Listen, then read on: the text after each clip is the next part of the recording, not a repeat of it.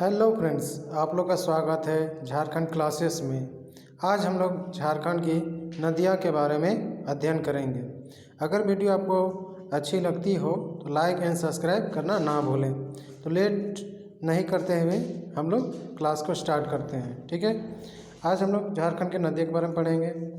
तो झारखंड की नदियाँ में सबसे बड़ी व लंबी नदी कौन सी है? तो दामोदर नदी, ठीक है। झारखंड की सबसे लंबी और बड़ी नदी पूछा जाए तो कौन सी है? दामोदर नदी। अब दामोदर नदी की लंबाई पूछी जाए तो दामोदर नदी की लंबाई कितनी है? तो 290 किलोमीटर, ठीक है, 290 किलोमीटर। अब दामोदर नदी की उद्गम स्थल पूछा जाए तो कहाँ से निकलता है? तो दामोदर नदी लातेहार एवं लोहरदगा जिले के समीप चूल्हा पानी से निकलता है। कहाँ से निकलता है? चूल्हा पानी से। दामोदर नदी को, और दामोदर नदी जो है झारखंड में दामोदर नदी के नाम से जाना जाता है, लेकिन बंगाल में इसे किसी और नाम से जाना जाता है। क्या नाम से जाना जाता है? बंगाल का शौक के नाम से जाना जाता है, ठीक है।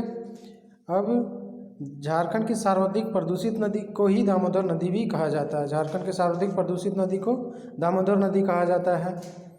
दामोदर नदी के नाम में देव भी है, जैसे देव नदी भी कहा जाता है। दामोदर नदी को देव नदी से भी जाना जाता है। इसकी पूजा या अर्चना भी की जाती है। इसे प्रदूषित नदी भी कहा जाता है। इसे झारखंड की सबसे बड़ी नदी और लंबी नदी भी कहा जाता है। अब आते हैं दामोदर का सहायक नदियाँ कौन कौन सी हैं। दामोदर की सहायक नदी कौन कौन सी है? बराकर है, बोकारो है, कोनार है, भेड़ा है। दामोदर की सब सहायक नदियाँ हैं। ये सारी नदियाँ दामोदर की सहायक नदियाँ हैं। कौन कौन? बराकर, बोकारो, कोनार एवं भेड़ा नदी। ये सारे नदियाँ दामोदर की सहायक नदियाँ हैं। सहायक कहने का मतलब क्या है कि ये सारे नदियाँ बह के दामोदर नदी में आके मिल जाती है, ठीक है। अब बराकर नदी का उल्लेख। बराकर नदी बौद्ध एवं जैन ग्रंथों से उल्लेख मिलता है। बराकर नदी का उल्लेख कहाँ से मिलता है? बौद्ध एवं जैन ग्रंथों में बराकर नदी का उल्लेख है, ठीक है। क्वेश्चन दिया जाता है कि इनमें से किस नदी का उल्लेख बौद्ध एवं जैन ग्रंथों में मिलता है? तो ऑप्शन में रहेगा बराकर, दामोदर, फल्गु, इनमें से कोई नहीं। तो कौन सा आंसर होगा? बराकर नदी, ठीक है। झारखंड एवं गिरिडीह दामोदर नदी के तट पर बसा हुआ है। मतलब झारखंड एवं जैसे बोला जाता है कि धनबाद और गिरिडीह ये दो जिला है जो दामोदर नदी के तट पर बसा हुआ है।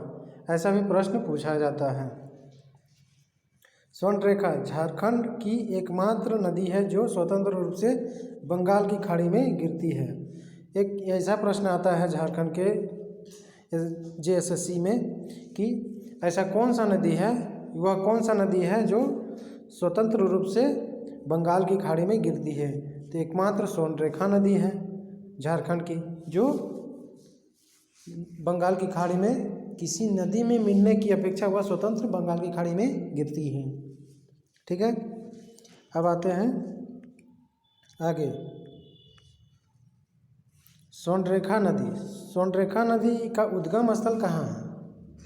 तो स्वर्णरेखा का उद्गम स्थल हमारा रांची के नगड़ी में है, रांची के नगड़ी स्थान पर, ठीक है।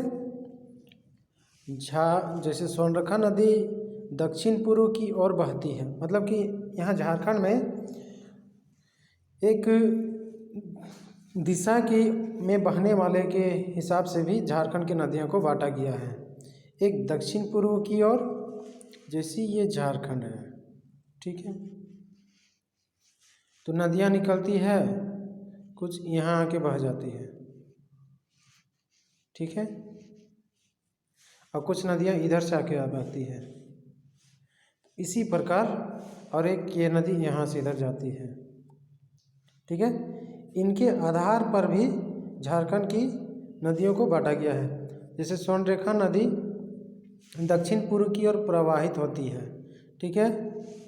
झारखंड की स्वर्णरेखा नदी में स्वर्णरेखा उसे क्यों नाम दिया गया? झारखंड में स्वर्णरेखा नदी में रेत सोना पाया जाता था। झारखंड के स्वर्णरेखा नदी के रेत में सोना पाया जाता था, इसलिए उसे स्वर्णरेखा नदी कहा जाता है। अब स्वर्णरेखा नदी का सहायक नदी कौन कौन है? स्वर्णरेखा का सहायक नदी जुमारू हो गया, रारू हो गया, कांची हो गया, खरकई हो गया और संजय हो गया। ठीक है, जुमार नदी, रारू नदी, कांची नदी, खरकई नदी और संजय नदी स्वर्णरेखा नदी का सहायक नदी है। ठीक है, अब आते हैं सोन नदी। सोन किधर बहता है? सोन हमारा ये गढ़वा जिला साइड बहता है, पलामू गढ़वा साइड। ठीक है, सोन नदी अमरकंटक की पहाड़ से निकलती है। अब पूछा जाए सोन का उद्गम स्थल कहाँ से है? सोन का उद्गम स्थल अमरकंटक की पहाड़ी से होती है। ठीक है, अब सोन झारखंड में कौन कौन जिला में बहती है? तो सोन नदी झारखंड के गढ़वा जिला में प्रवेश करती है, मतलब कि उधर अमरकंटक से आ रहा है। ठीक है, और झारखंड के गढ़वा जिला में प्रवेश किया। ठीक है, और ये ऊपर गढ़वा होते हुए फिर वो बिहार चला जाता है। ठीक है, अब उत्तरी कोयल सोन नदी की सहायक नदी है। ये उत्तरी कोयल जो है, जब सोन नदी इधर से आके इधर निकलती है तो उत्तरी कोयल आके यहाँ पर मिलती है। ठीक है, तो ये है सोन नदी, तो इसकी सहायक नदी है उत्तरी कोयल। ये झारखंड के उत्तर में है, इसीलिए उत्तरी कोयल। और एक कोयल दक्षिणी कोयल भी है जो झारखंड के दक्षिणी भाग में है, इसीलिए उसे दक्षिणी कोयल कहा जाता है। ये झारखंड के उत्तरी भाग में, इसीलिए उत्तरी कोयल। अब उत्तरी कोयल जो नदी है वो जो सोन नदी में मिल रही है, उसका उद्गम स्थल कहाँ है? तो उसका उद्गम स्थल पिस्का रांची में है, पिस्का रांची में है। अब उत्तरी कोयल जो है उसका भी सहायक नदी है। सहायक नदी का सहायक नदी यानी कि उत्तरी कोयल का सहायक नदी औरंगा और अमानत। ठीक है, उत्तरी कोयल की सहायक नदी है। औरंगा नदी अब निकलती कहाँ से? औरंगा नदी रांची से निकलती है। अमानत नदी हजारीबाग से निकलती है। ठीक है, अब यहाँ दक्षिणी कोयल आता है। दक्षिणी कोयल नदी रांची से ही निकलती है।